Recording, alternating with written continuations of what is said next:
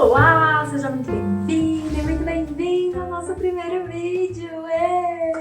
Hoje a gente vai falar sobre esse livro aqui, ó, O Cavaleiro Preso na Armadura, de Robert Fisher. É um livro bem curtinho, ele tem 110 páginas. Eu não quero contar a última frase, mas a última frase desse livro é ótima. Como eu falei, a gente não vai fazer um resumo do livro aqui, a gente vai falar quando você deve ler esse livro, para que esse livro e o que esse livro trata. Então, bora lá! Bom, primeira coisa, quando você deve ler esse livro? Primeiro, você precisa estar com vontade de entender 3 coisas que são muito grandes nesse livro, 3 aspectos, que é o silêncio, o conhecimento e a verdade e a ousadia. Então, assim, se você tiver a fim de encarar essas 3 coisas, pode ler esse livro. Esse livro é para você.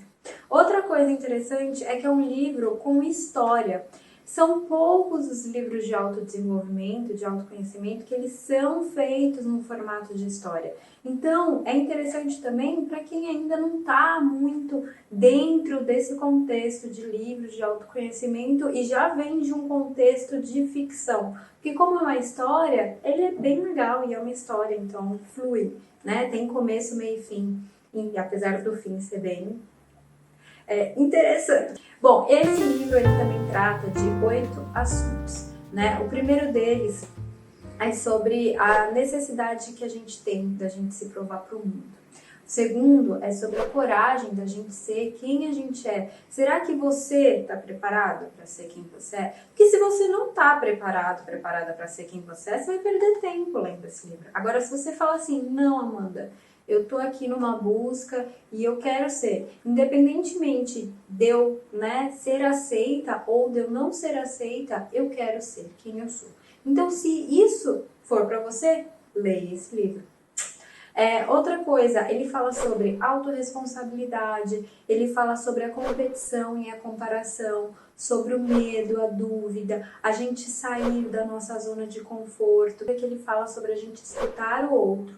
Ele também fala sobre a gente criar muitas expectativas. Expectativas versus vida real. Não é verdade? Quem nunca? Então, se você tem alguma dessas questões que você quer saber um pouco mais, leia.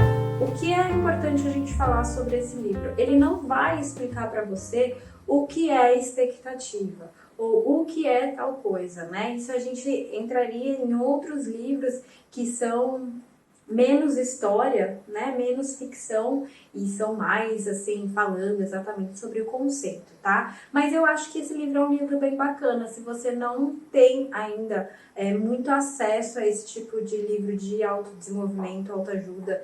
E agora, vamos lá. Muito importante.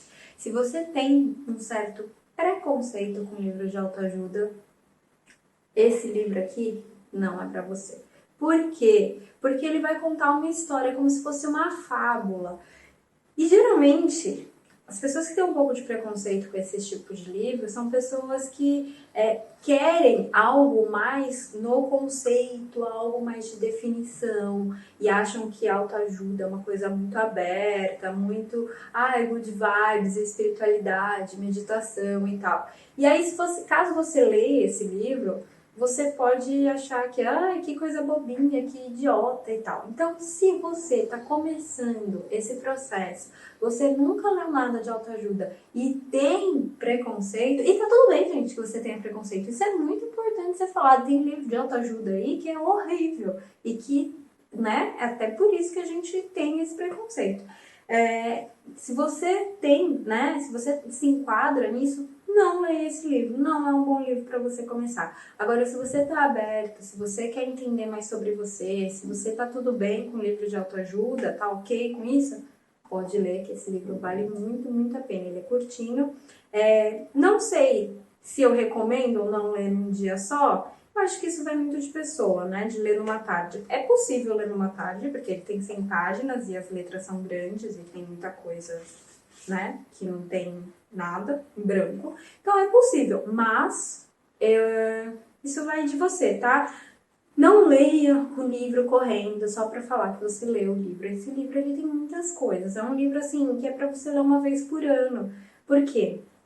Como já dizia Heráclito, a gente nunca entra no mesmo rio duas vezes, né? A gente entra a primeira, é uma água que está passando, depois a gente sai, no momento que a gente vai entrar de novo nesse rio já é outra água passando e nós também somos outras pessoas. Então, é o tipo de livro que é para ler todo ano. Eu acho que esse, o Fernão Capelo Gaivota, Pequeno Príncipe, são livros que merecem ser lidos uma vez por ano. Eles são curtinhos e a gente sempre vai tirar uma coisa diferente deles e uma coisa diferente da gente mesmo, tá?